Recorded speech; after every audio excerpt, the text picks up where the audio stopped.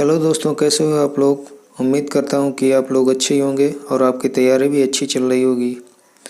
तो चलो आज मेरे साथ आपकी तैयारी को आजमाते हैं और देखते हैं कि आपकी तैयारी का लेवल कितना है।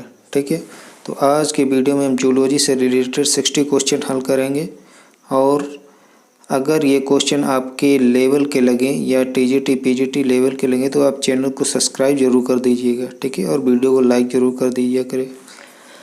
तो देखते हैं यहाँ पर फर्स्ट क्वेश्चन किस तरीके से पूछा जा रहा है, इसमें लेवल क्या है। तो फर्स्ट क्वेश्चन देखते हैं कि श्वसन साइफन पाई जाती है, तो श्वसन साइफन किस में पाई जाएगी।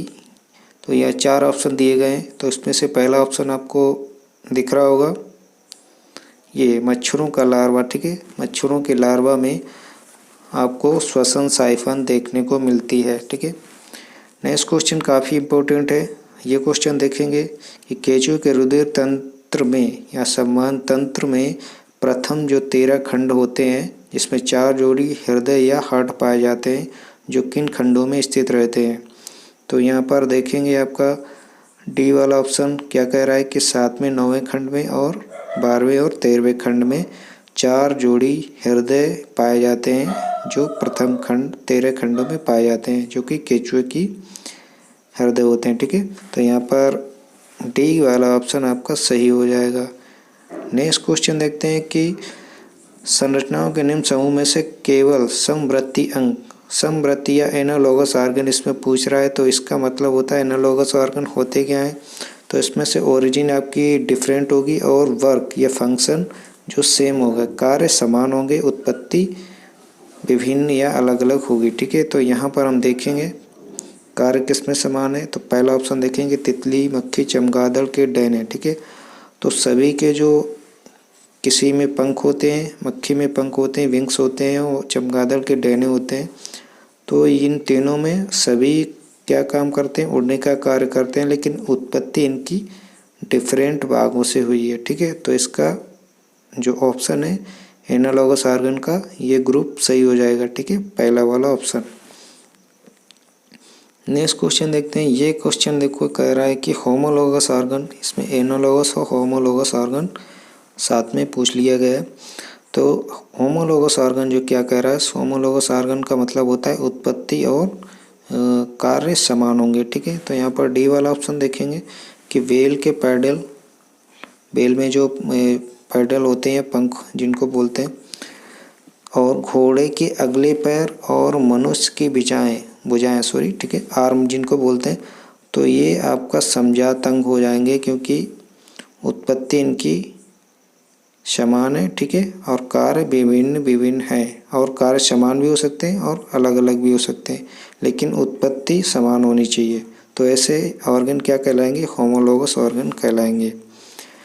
5 नंबर का क्वेश्चन देखते हैं कि यदि किसी नवजात शिशु में हेयर लिप व तालू में दरार पाई जाती है, जो पैलेट होता है तालू, ठीक है, वहाँ में अगर दरार पाई जाएगी इसमें, तो ये सिंड्रोम कौन सा कहलाएगा। तो इस सिंड्रोम को हम पटायु सिंड्रोम के नाम से जानते हैं। ठीक है, तो इसका सी वाला ऑप्शन सही हो जाएगा। नेक्स्ट क्वेश्चन है कि X0 या O गुणसूत्री असामान्यता क्या कहलाती है। ठीक है, तो यहाँ पर टर्नर सिंड्रोम, इसमें ओ का मतलब यहाँ पर एक गुणसूत्र जो है क्रोमोसोम एब्सेंट रहेगा, यानी कि क्रोमोसोम नंबर आपको 45 रहेंगे या 45। ठीक है, तो जिसमें 45 गुणसूत्र पाए जाएंगे तो उस सिंड्रोम को हम कहेंगे टर्नर सिंड्रोम, जो कि फीमेल्स में होता है।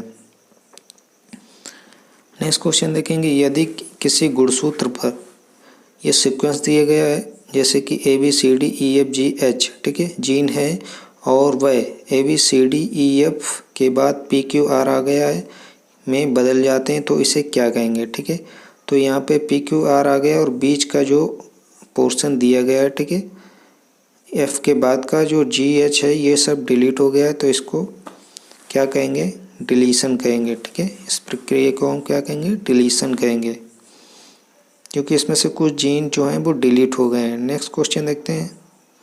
ये क्वेश्चन कह रहा है कि संघ पोरीफेरा, ठीक है, जो पोरीफेरा का वर्गीकरण किया गया किस पर आधारित था, तो किस पर बेस्ड था, तो नलिका तंत्र या कैनाल सिस्टम। ठीक है, तो इसका ए वाला ऑप्शन सही हो जाएगा। नेक्स्ट क्वेश्चन देखते हैं। ये क्वेश्चन कह रहा है कि भारत की शिवालिक पर्वत श्रेणी में प्राप्त होमोनिड जीवाश्म का नाम था। इसमें भारत की शिवालिक पहाड़ियों से कुछ होमोनिड के जीवाश्म प्राप्त किए गए थे, तो उस जीवाश्म को क्या नाम दिया गया था, तो रामापिथेकस। तो ये कॉमन सा क्वेश्चन है, इसको याद करने की एक ट्रिक है शिव और राम। ठीक है, शिव और राम काफ़ी जो गॉड्स अपने यहाँ इंडिया में माने जाते हैं। ठीक है, तो इनका जो मैचिंग मिल रहा है, तो इससे हम ये इस प्रकार का जो आंसर है याद कर सकते हैं कि शिवालिक जो पर्वत श्रेणी से हमें जीवाश्म प्राप्त हुए हैं वो राम के हैं। ठीक है, या रामापिथेकस जो जीवाश्म है उसके प्राप्त हुए हैं। ठीक है, तो इस तरीके से हम इसको याद कर सकते हैं। नेक्स्ट क्वेश्चन है कि जावा कपी मानव की खोज किसने की, तो डुबोटा या डुबोइस नाम दिया जाता है। इसको स्क्रीन बढ़ा लेते हैं। ठीक है, तो यहाँ पर जावा कपी मानव की खोज किसने की, तो डुबोटा या डुबोइस दिया जाता है। ठीक है, तो यहाँ पर सी वाला ऑप्शन सही हो जाएगा। नेक्स्ट 11 नंबर का क्वेश्चन देखते हैं कि कौन सा जंतु समतापी है, जिसका ताप समान रहता है, जिसके ब्लड का जो टेम्परेचर है वो एक समान रहता है। इनको हम वार्म ब्लडेड एनिमल्स भी कहते हैं। तो इस टाइप का एनिमल्स इसमें से कौन सा होगा, तो ये पीजन। ठीक है, कोलम्बा लिविया जिसका एनिमल नेम है, साइंटिफिक नेम। तो ये कबूतर आपका आंसर सही हो जाएगा समतापी जंतु में। ठीक है, नेक्स्ट क्वेश्चन देखते हैं कि इनमें से कौन जंतु अभी हाल में विलुप्त हो गया है, तो ये डोडो। ठीक है, डोडो नामक पक्षी आपने देखा ही होगा, इसमें पिक्चर में देखने को मिल जाते हैं गूगल पे। तो डोडो जिसके जो पक्षी होता है, इसकी जो बीक होती है, चोंच होती है, हल्की सी मुड़ी हुई होती है। ठीक है, तो इस टाइप के जो पक्षी हैं वो अब विलुप्त हो चुके हैं और हाल ही में ही विलुप्त हुए हैं। ठीक है, या जल्द ही विलुप्त हुए हैं, तो इसका पहला आंसर सही हो जाएगा। नेक्स्ट क्वेश्चन देखते हैं 13 नंबर का कि किस हार्मोन को एंटी इंसुलिन प्रभाव होता है, मतलब किस हार्मोन का एंटी इंसुलिन प्रभाव होता है। तो यहाँ पे सबसे पहले देखेंगे कि इंसुलिन क्या करता है। तो इंसुलिन हमारे ब्लड में जो शर्करा होती है उसको जो मेंटेनेंस करता है। ठीक है, ज़्यादा शर्करा हो जाती है, ग्लूकोज की मात्रा ब्लड में जब ज़्यादा बढ़ जाती है तो उसको कम करता है। और एंटी इंसुलिन यानी कि इसका अपोजिट कार्य करने वाला हार्मोन्स कौन सा है, तो इसमें ग्लूकेगॉन होना चाहिए जो ब्लड में शर्करा की मात्रा को बढ़ाता है। ठीक है, यहाँ पर कोई ऑप्शन नहीं दिया गया है, तो ये सारे ऑप्शन आपके गलत हो जाएंगे। इसके यहाँ पे आपका जो आंसर होना चाहिए कि एक ऑप्शन होना चाहिए किसका, ग्लूकेगॉन का। ठीक है, जो ग्लूकेगॉन हार्मोन्स होता है जो वो पैनक्रियाज के अल्फा सेल से सिक्रीट होता है। तो ये क्वेश्चन आपको इस ऑप्शन में इसका आंसर नहीं है, तो इसका जो आंसर होगा ग्लूकेगॉन हो जाएगा। नेक्स्ट क्वेश्चन देखते हैं। ये क्वेश्चन कह रहा है कि रक्त में हार्मोन निम्नलिखित में से किस तरह उपस्थित रहते हैं, मतलब शरीर में जो हार्मोन पाए जाते हैं उनकी अवस्था या स्टेट क्या होती है। तो डाइनर होंगे, मोनोमर होंगे और पॉलीमर। ठीक है, तो उपर्युक्त सभी प्रकार तरीके से या इसमें बॉडी में रह सकते हैं ये हार्मोन्स सभी तरीके से। मोनोमर भी हो सकते हैं, डाइमर भी हो सकते हैं और पॉलीमर भी हो सकते हैं। ठीक है, तो इसका आपका जो आंसर है ऑप्शन वो डी सही हो जाएगा। ठीक है, नेक्स्ट क्वेश्चन है कि गर्भ निरोधक गोलियों में अधिकतर होता है। तो गर्भ निरोधक गोलियों में क्या पाया जाएगा, एस्ट्रोजन होता है और प्लस प्रोजेस्टेरॉन, दोनों हार्मोन्स मिक्स करके जो गर्भ निरोधक गोलियां हैं उनको बनाया जाता है। ठीक है, नेक्स्ट क्वेश्चन देखते हैं। ये क्वेश्चन कह रहा है कि प्रोटीन हार्मोन के रिसेप्टर्स उपस्थित होते हैं। प्रोटीन हार्मोन के रिसेप्टर कहाँ उपस्थित होते हैं, कहाँ पाए जाएंगे, तो कोशिका की सतह पर या सरफेस पर। ठीक है, नेक्स्ट क्वेश्चन देखते हैं। ये क्वेश्चन कह रहा है कि एलोक्सॉन से उपचार नष्ट करता है, यानी एलोक्सॉन का उपचार जो है उससे क्या क्या नष्ट होता है। तो एसटीएच कोशिकाओं को नष्ट करता है, सर्टोली कोशिकाओं को नष्ट करता है और रुधिर कोशिका। तो इसमें से आपका सारे के सारे कोशिकाओं को ये उपचार नष्ट करता है। ठीक है, तो इसीलिए आपको यहाँ पर जो ऑप्शन होगा वो डी वाला सही हो जाएगा, उपरोक्त सभी। ठीक है, नेक्स्ट क्वेश्चन देखते हैं कि कैल्सिटोनिन रुधिर में कैल्शियम स्तर को कम कर देती है, इसका स्रावण होता है। तो कैल्सिटोनिन सिंपल है, ये क्वेश्चन काफ़ी पूछा जाता है। तो इसका जो ग्रंथि होती है पैराथायरॉयड ग्रंथि होती है, जो कैल्शियम लेवल में जो संतुलन बनाए रखती है, ठीक है। इसमें कैल्सिटोनिन निकलता है। नेक्स्ट क्वेश्चन देखते हैं। ये क्वेश्चन कह रहा है कि एसटीएच की अपर्याप्त उत्पत्ति के कारण हो सकता है। यानी कि यहाँ पर एसटीएच जो दिया गया है सोमेटोट्रोपिन हार्मोन, इसको जीएच या ग्रोथ हार्मोन के नाम से भी जाना जाता है। तो ये ग्रोथ हार्मोन आपका कम जब सीक्रेट होगा तो यहाँ पर डी वाला ऑप्शन देखेंगे, बौनापन हो जाएगा, ठीक है। जब ग्रोथ हार्मोन कम सीक्रेट होगा तो बौनापन हो जाएगा, कॉमन सी बात है। तो इसका आपका डी वाला आंसर सही हो जाएगा। नेक्स्ट क्वेश्चन देखते हैं। ये क्वेश्चन कह रहा है निम्नलिखित में से कौन सा हार्मोन कार्बोहाइड्रेट के उपापचय का शासन करता है, ठीक है। यानी कि कार्बोहाइड्रेट के उपापचय या मेटाबॉलिक में कौन कौन से हार्मोन जो हैं वो हेल्प करते हैं। तो यहाँ पे देखो ये दिया गया है, ग्लूकेगॉन और इंसुलिन दोनों साथ साथ दिए गए हैं। तो इसका डी वाला आंसर सही हो जाएगा। द्वितीयक मैसेंजर या सेकेंडरी मैसेंजर का कार्य कौन करता है, तो यहाँ पे एटीपी। एटीपी का फुल फॉर्म जो है आपको पता ही होगा, एडिनोसिन ट्राईफॉस्फेट, ठीक है। एडीपी का एडिनोसिन डाईफॉस्फेट, ठीक है। तो इसका बी वाला ऑप्शन सही हो जाएगा। नेक्स्ट देखते हैं क्वेश्चन क्या कह रहा है। तो अभी तक जिन लोगों ने वीडियो को लाइक नहीं किया तो प्लीज़ वीडियो को लाइक ज़रूर कर दिए, ठीक है। लाइक ज़रूर कर दिया करें। देखते हैं नेक्स्ट क्वेश्चन कि थाइमस ग्रंथि विकसित करता है भ्रूण का कौन सा पार्ट। तो थाइमस ग्रंथि जो विकसित होती है भ्रूण के कौन से पार्ट से होगी, तो एंडोडर्म से, ठीक है। एंडोडर्म से थाइमस ग्रंथि जो होती है वो विकसित होती है। नेक्स्ट क्वेश्चन देखते हैं कि 400 शुक्राणु कोशिकाएं बनाने के लिए द्वितीयक शुक्राणु कोशिकाएं चाहिए, कितनी चाहिए। तो यहाँ पर देखेंगे द्वितीयक शुक्राणु कोशिकाएं 200 चाहिए 400 शुक्राणु कोशिकाएं बनाने के लिए, ठीक है। तो यहाँ पर एक चीज़ समझेंगे कि द्वितीयक शुक्राणु कोशिकाएं जो होती हैं वो 2n होती हैं, ठीक है। 2n यानी डबल गुणसूत्र होगा, और जो शुक्राणु होते हैं सिंगल गुणसूत्र हैप्लॉइड गुणसूत्र होता है। तो यहाँ पर हम जब 2n का मल्टीप्लिकेशन करेंगे 200 में तो 400 का पूरे शुक्राणु हो जाएंगे, ठीक है। तो इसका मतलब 200 शुक्राणु कोशिकाएं चाहिए 400 शुक्राणु या स्पर्म बनाने के लिए, ठीक है। फिर से यहाँ पर देख लेंगे कि शुक्राणु कोशिकाएं 2n होता है और शुक्राणु जो स्पर्म होता है वो सिर्फ n होता है, हैप्लॉइड होता है, और शुक्राणु कोशिकाएं डिप्लॉइड होती हैं, ठीक है।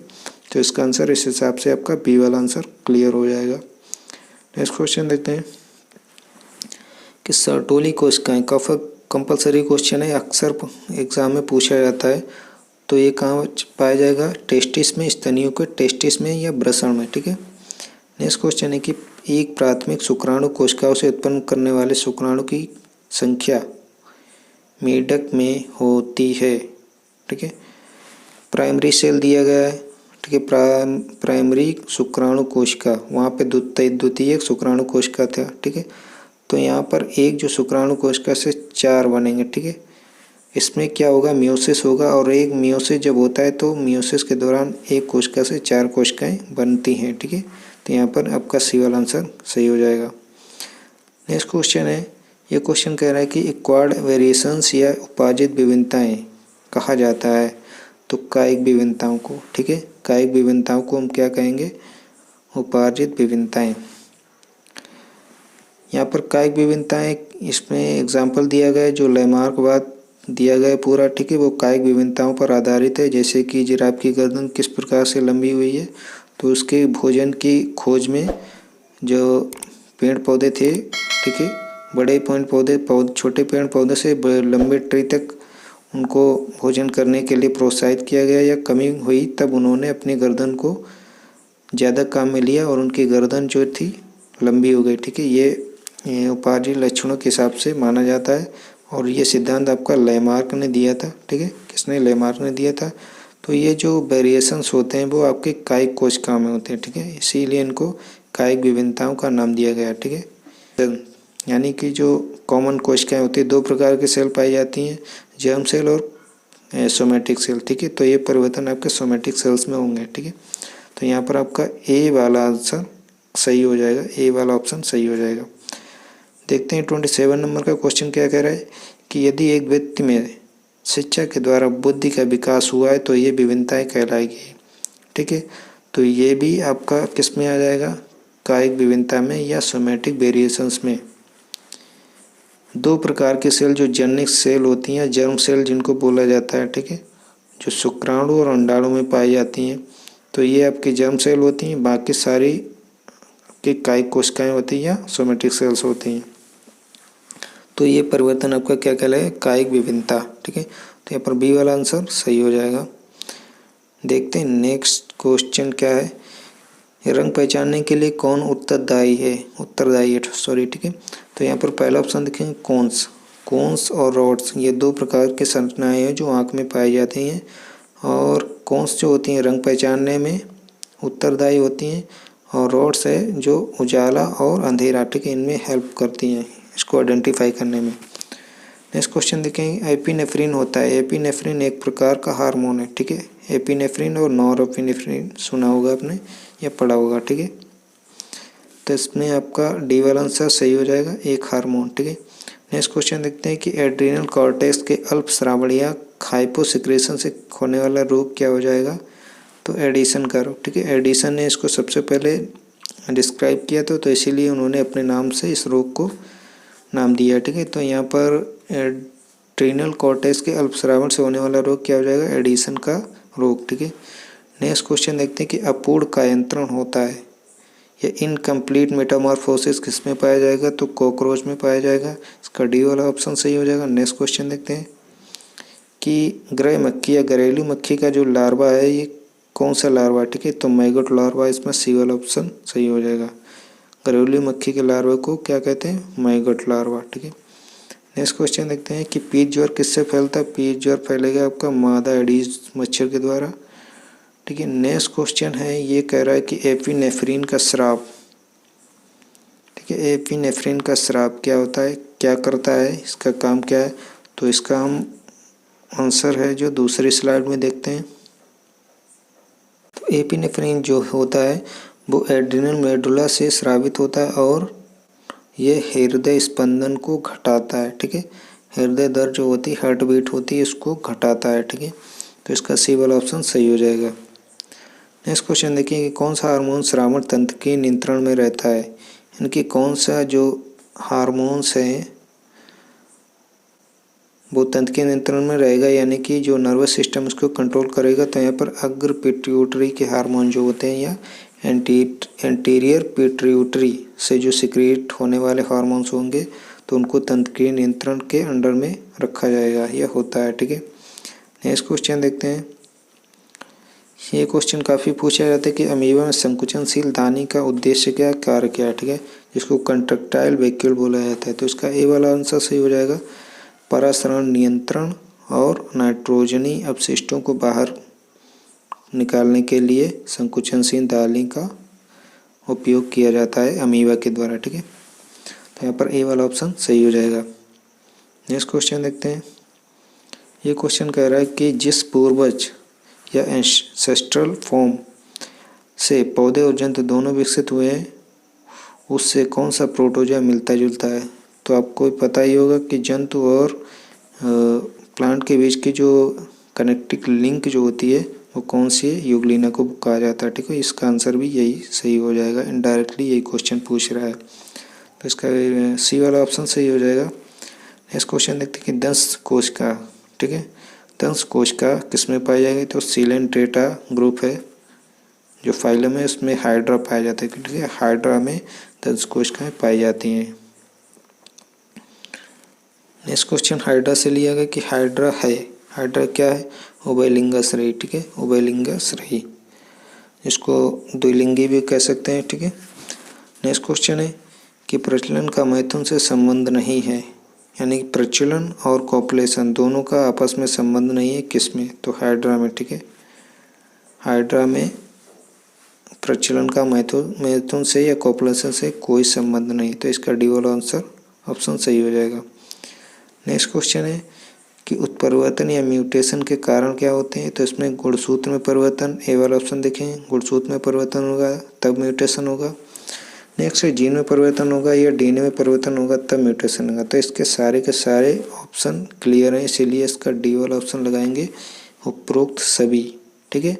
म्यूटेशन जब भी होता है जब गुणसूत्र में, जीन में या डीएनए में, तीनों में कोई परिवर्तन होगा तब म्यूटेशन होगा, ठीक है। नेक्स्ट क्वेश्चन देखते हैं कि किसी क्षेत्र में एक जाति विशेष के समष्टि या पॉपुलेशन के सभी सदस्यों के जीन का योग क्या कहलाएगा?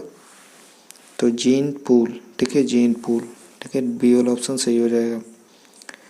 ये क्वेश्चन कह रहा है कि नर खरगोश की ग्रंथि कौन सी है? तो प्रोस्टेट, ठीक है, प्रोस्टेट ग्लैंड। जो नर खरगोश या खरगोश जो होता है इसकी फिजियोलॉजी ज़्यादातर ह्यूमन फिजियोलॉजी से मैच करती है, ठीक है। तो यहाँ पर अगर कोई ह्यूमन के बारे में पूछा जाता है तो उसमें प्रोस्टेट ग्लैंड का आंसर ही सही होता है, ठीक है। तो यहाँ पर सी वाला आंसर सही हो जाएगा। नेक्स्ट क्वेश्चन देखते हैं।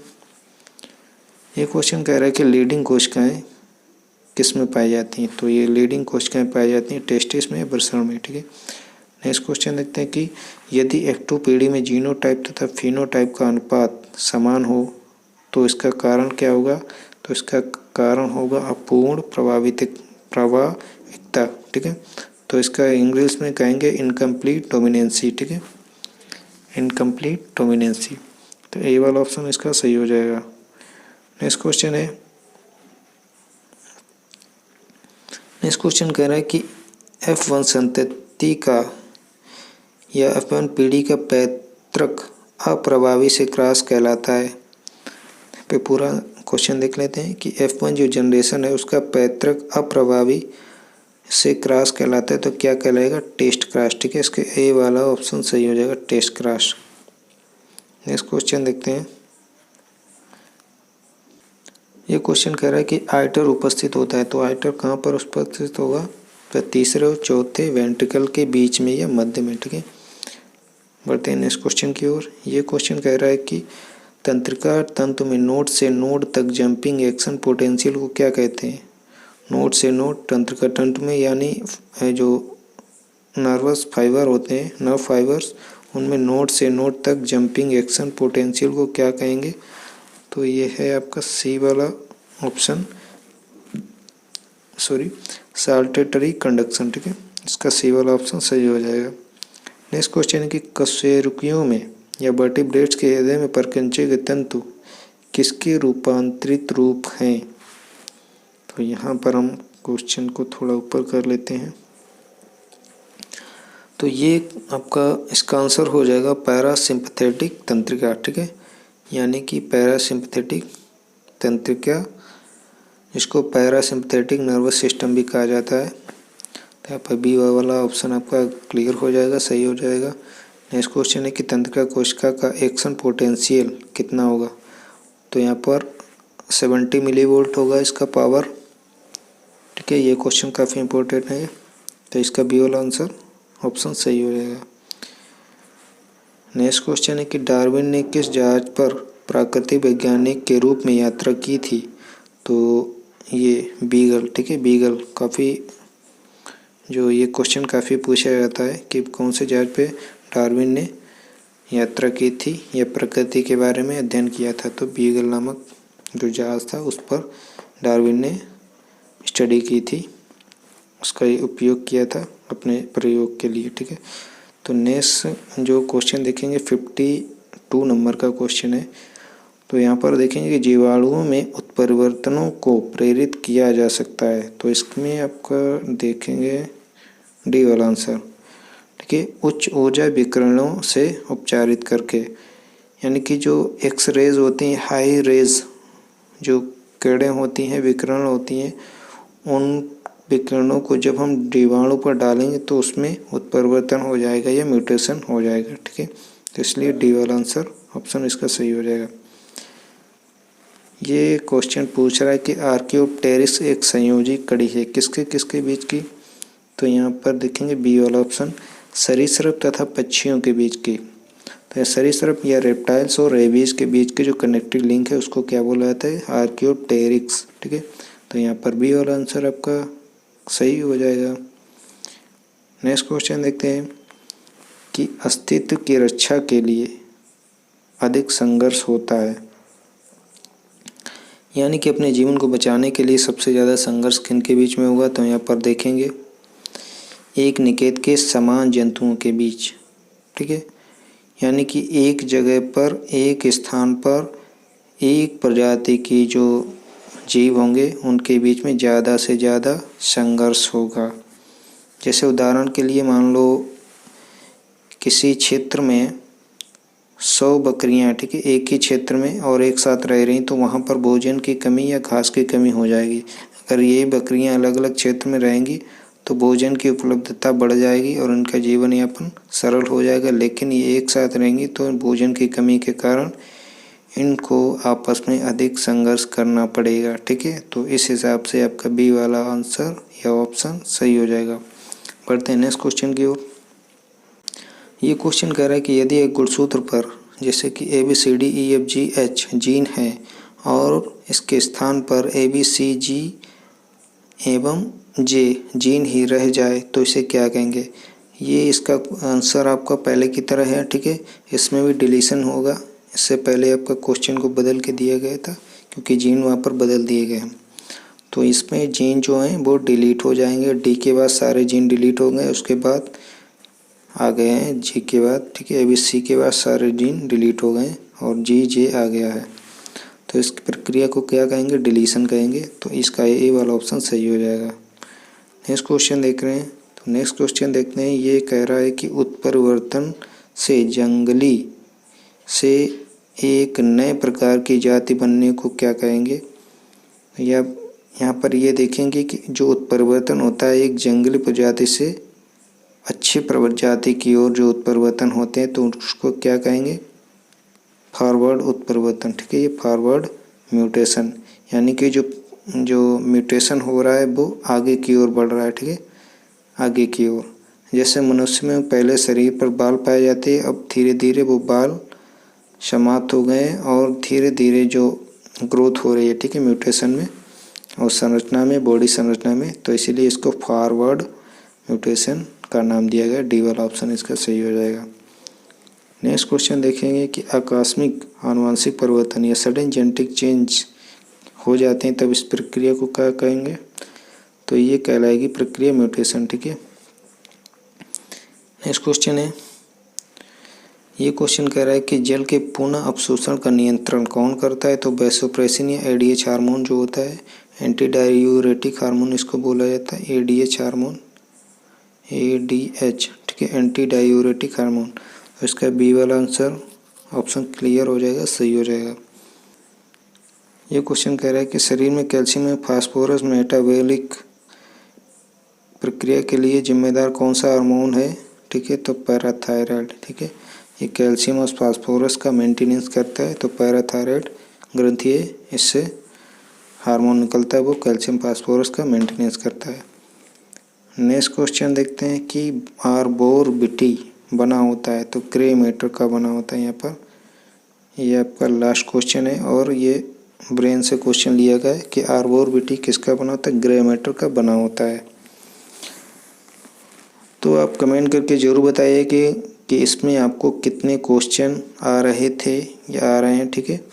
और ये वीडियो आपको कैसा लगा तो कमेंट करके ज़रूर बताइएगा। और जिन्होंने अभी तक चैनल को सब्सक्राइब नहीं किया है तो प्लीज़ चैनल को सब्सक्राइब कर लें